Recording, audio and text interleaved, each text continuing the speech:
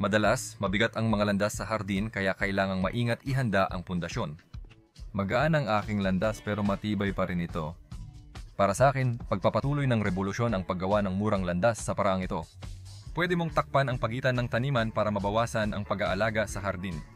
Ang mga elementong ito ay nagpapadali at nagpapabilis sa pag-aayos ng patio sa hardin at komportabling lugar sa harap ng swimming pool.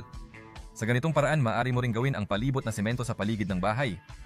Mas magaan ang bahagi ng landas na ito kaysa sa paving slab, natural na bato, bricks o binuhos na semento. Para sa pag-install, inirerekomenda ko ang simpleng at makabagong paraan na hindi na kailangang alisin ang damuhan.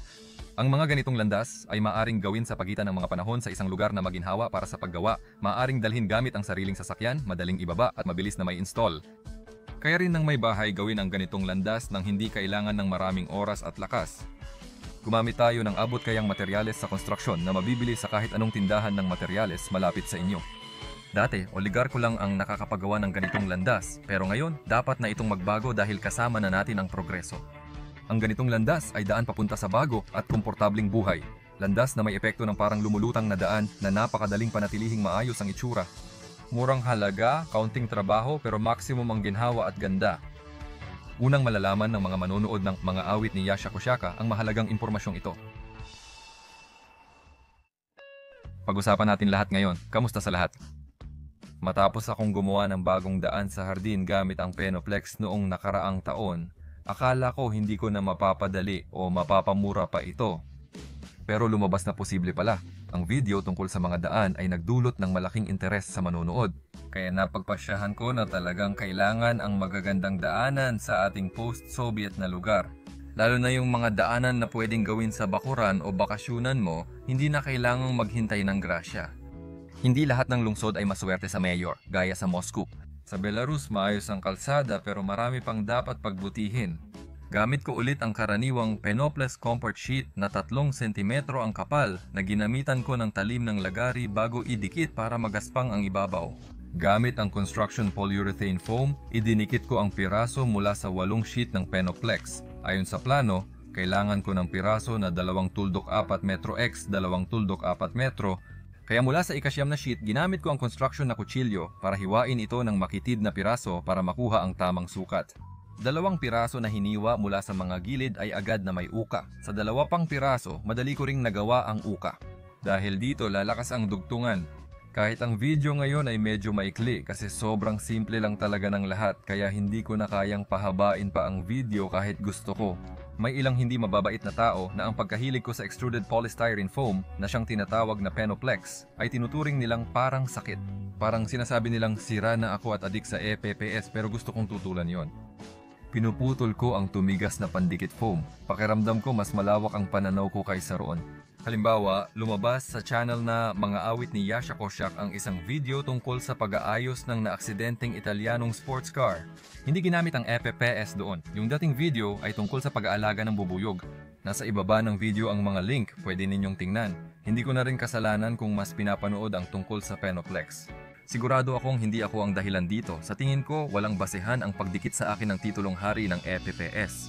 Pinutol ko ang sobrang bahagi sa magkabilang gilid.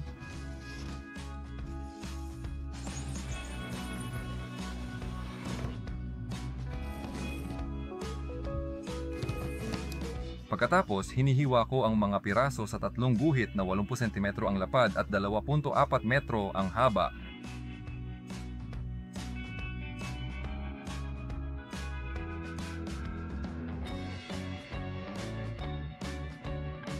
Pagkatapos, hinihiwa ko ang bawat guhit sa 3 pantay na bahagi.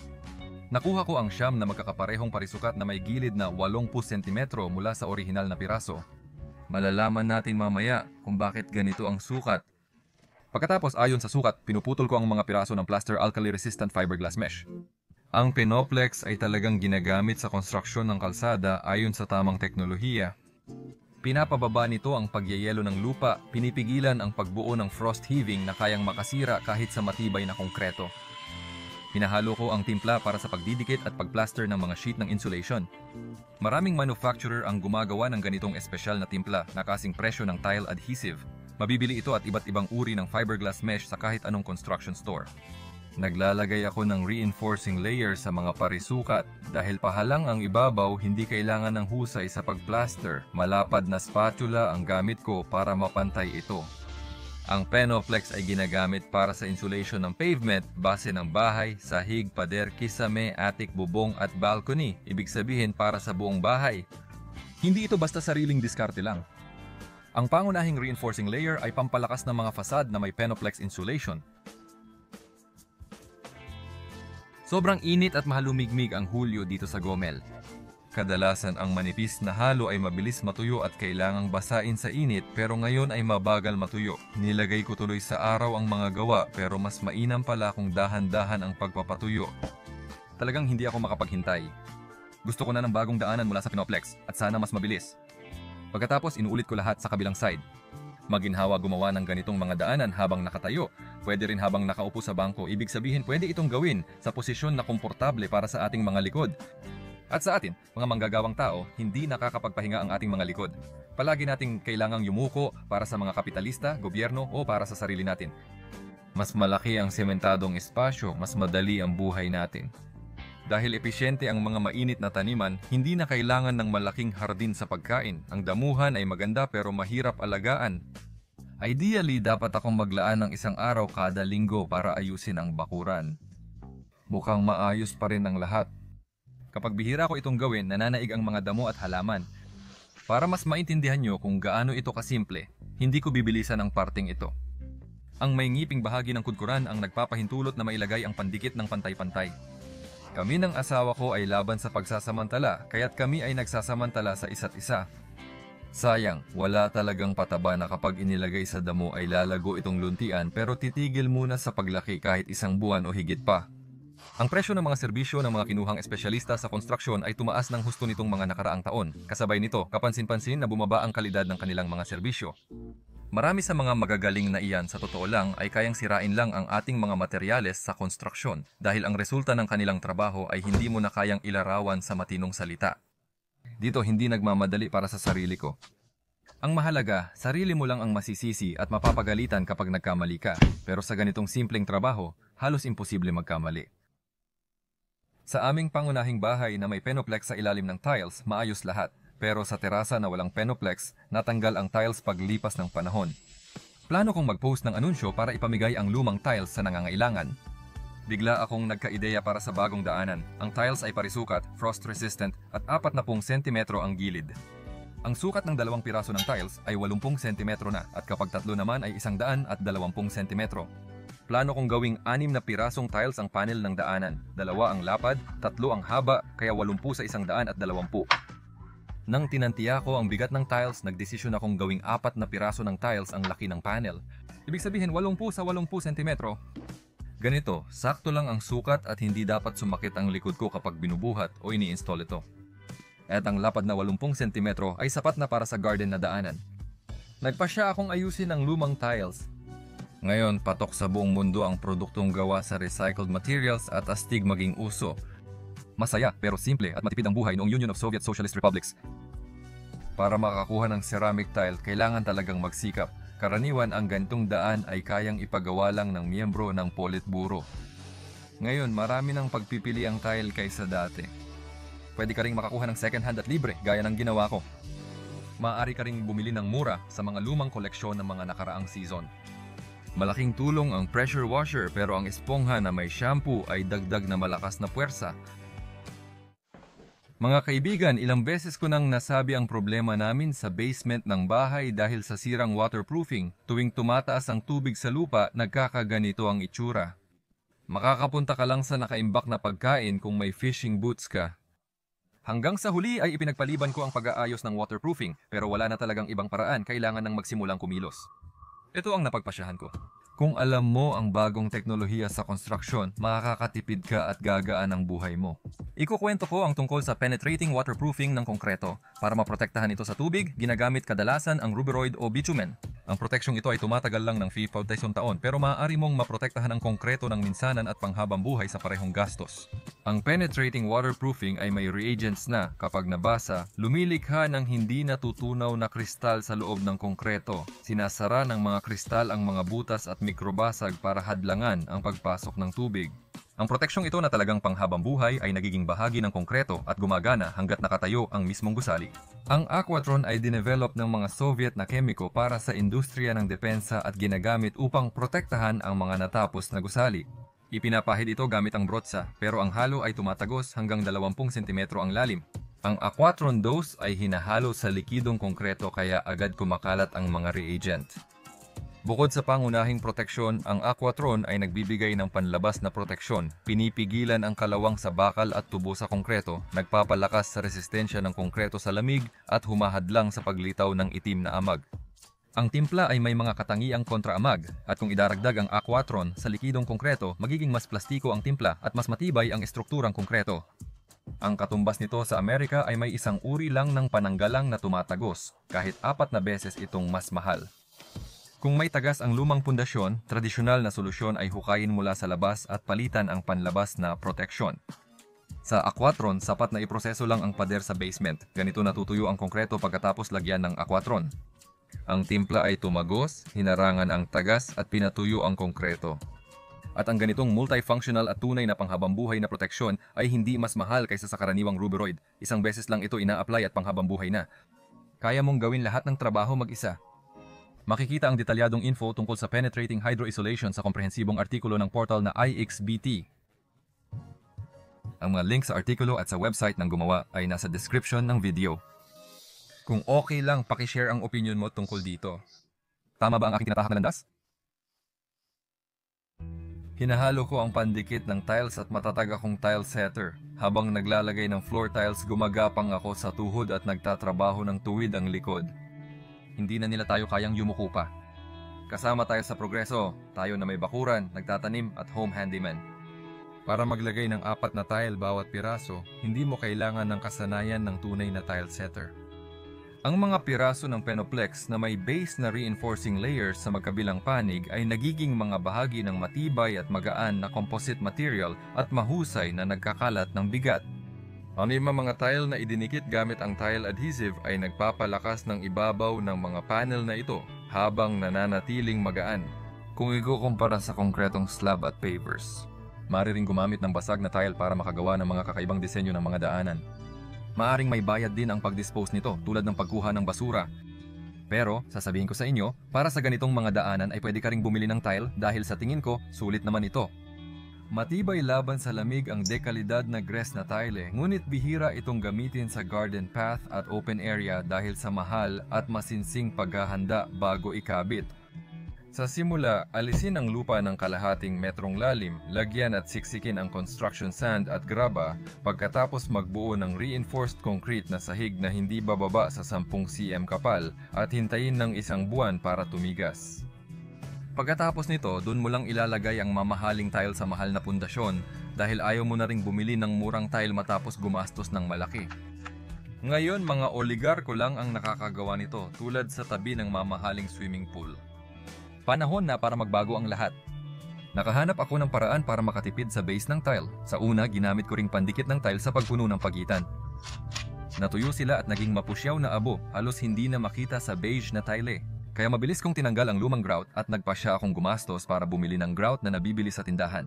Pumasok din sa isip ko na sa ganitong paraan, pwedeng makagawa ng magagandang sementadong lugar para sa, halimbawa, patio. Magkaroon tayo ng patio sa bawat 500 metro kwadrado. Ang mga kalsada at mga daanan, seryosong bagay yan. Habang iniisip ko ang bagong paraan, alam kong malaki ang responsibilidad ko. Nananaginip na ako ng magkakatulad na bangungot na parang nagkaisa ang henetikong alaala ng mga manunood ng channel laban sa akin at halos pareho ang lahat ng komento. Ano bang ginagawa mo, Yasha Koshak? Paano mo nagawang suwayin ang mga tradisyon na hindi lang daan-daan kundi libu-libong taon na? Palagi kaming namuhay na walang kalsada pero ikaw, Koshak, pinatunayan mong kaya ng kahit sino gumawa ng sarili nilang madali at murang daanan. Bakit mo sinira ang paborito naming kaguluhan sa daan? Umalis ka at gawin mo yung gulo mo kahit saan. Huwag mo kaming abalahin. Hindi namin kailangan ang mga daanan mo. Kung may mga kalsada kami noon, baka nakipagsabayan pa sa amin si Napoleon. Paano madadala ni Susanin ang mga Polako at Litwano sa kapahamakan sa Latian kung parang parke lang ang mga gubat natin? Koshak, ikaw talaga si Koshak. Alamin mo pa kung sino talaga ang mga sinaunang ninuno mong Belaruso. Sa itsura, hindi masyadong matipuno ang lalaki pero tingnan mo kung gaano niya kadaling hinihila ang konkretong bagay na yan. Mapapansin ka ng kapitbahay mo sa ganitong daan, baka isipin pa nilang bodybuilder ka. Sa mga bangungot na yon, lagi kong sinasabi, "Oh mga pare, anong problema? Tayo-tayo lang to, galing din kami sa simple." Para sa amin pareho lang kung nasa ilalim kami ng Panginoon o ng may-ari ng lupa, mahirap pa rin ang buhay sa lahat ng panahon. Hanggang sa dumating si Lenin. At si Lenin, sa totoo lang, ay para sa progreso. Masigasig niyang itinulak ang paggamit ng bombilya na ipinangalan sa kanya. Kaya gusto ko pang itaas ang walang kapantay na bandila ng progreso. Hawak ang bandila ng progreso sa aking mga kamay. Umaakyat ako sa orange armored car, sumisigaw, kasama ang progreso, at doon ako kadalasang nagigising. Mga kaibigan, sana mas magaan ang komento nyo. Nananaginip din ako ng masama. Sa kasamaang palad, hindi namin nagawang alisin ang proseso ng pagmamarka. Tulad ng dati, wala pa ring nagbago. Sa bagong daanan, nagpasya akong hindi lang bawasan ang gastos, kundi pati gawing madali ang paglalagay nito. Noong una, tinanggal ko ang damuhan para sa daanan. 1 taon na at hindi nagbago ang daanan, kaya ngayon hindi ko natatanggalin ang damuhan. Ang makabagong daanan ay kailangan ng makabagong paglalagay. Mas makitid ang distansya ng panukat na tali kaysa panel ng daanan, ginawa kong 75 cm ito.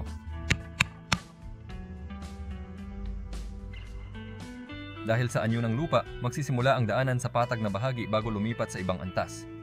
Minarka ko ang paglipat sa layo na katumbas ng buo at tamang bilang ng mga panel ng daanan. Sa unang tingin, halos pantay ang bahagi ng lupa pero may malalaking pagbabago sa taas kahit sa napakakitid na lapad. Noong nakaraang taon, inayos ko ang sliding gate gamit ang Penoplex Composite bilang laman. Ginamit ko ang natirang lumang Prof na steel. Pinira-piraso ko ito ng tig 10 cm ang lapad. Dahil sa mga guhit, madali kong naibaon ang mga piraso sa lupa gamit ang kahoy at rubber mallet at naitakda ko ang kanilang posisyon ayon sa tali ng marka. Napansin ko na kahit sa YouTube, ang mga YouTube builder ay gumagawa ng mga tila sobrang hirap na konkretong trabaho para lang sa paggawa ng mga daanan at terasa. Ang mga kasamahan ay walang awang sinasaktan ang kanilang mga likod. Lahat ng ito ay para lang gumawa ng garden path na halos walang mabigat na dinadala o tinatanggap. Sa mahigit 7 metrong daan, 8 Penoplex Comfort at kaunting tira lang ang nagamit sa gastos. 2 sako ng pandikit para sa insulation, 15 metro ng fiberglass mesh, kulang 1 sako ng pandikit para sa tiles, kaunting polyurethane foam glue, kulang 1 piraso ng lumang corrugated sheet at libreng tiles. Pwede ninyong tantiyahin ang gastos base sa lokal na presyo, siguradong mura ito kahit saan. Sa ganitong paraan, napakadaling gumawa ng parang mga palatandaan kung saan nakalagay ng pantay ang mga bahagi ng daanan. Lahat ay eksakto, parang sa botika. Merong magaspang na Penoplex na tinatawag na Penoplex Pader at mas madali itong gamitin. May promo kami sa makinis at madali lang itong gawing magaspang. Pero ang ganda naman. Agad naging mukhang mamahalin at marangya ang bahaging ito ng bakuran. Nagkakaroon pa nga ng daan na parang lumulutang, maaring may tanong na lumitaw. Saan nga ba papunta ang kahangahangang daang ito? Umaasa akong magdadala ito sa magandang buhay. Para sa amin, ito ay patungo sa bagong malaking swimming pool na gawa sa Penoplex na gusto naming gawin at subukan dito. Ang dating mini pool na Coupel na gawa sa Penoplex ay napatunayang napakakwalidad sa paggamit ng 1 taon. Tinanggal ko ang 2 pananda at inilagay sa gilid, isa bago.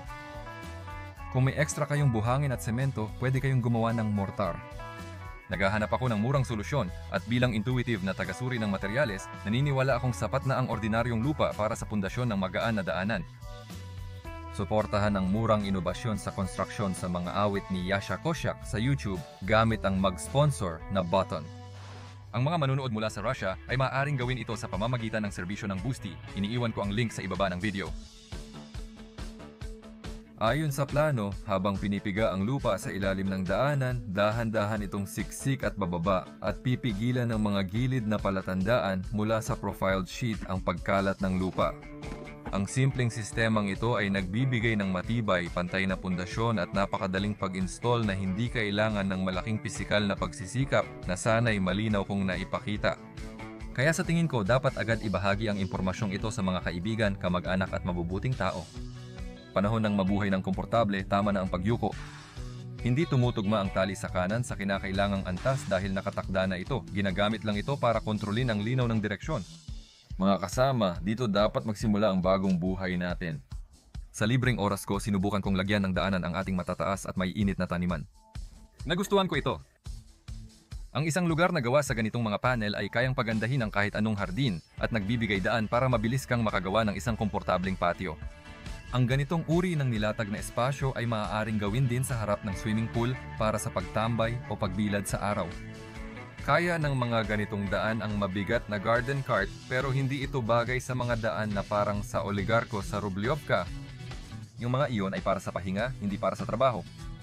Madulas ang mga ito kapag may goma o kalso, pero ito ang ating daan sa magandang buhay.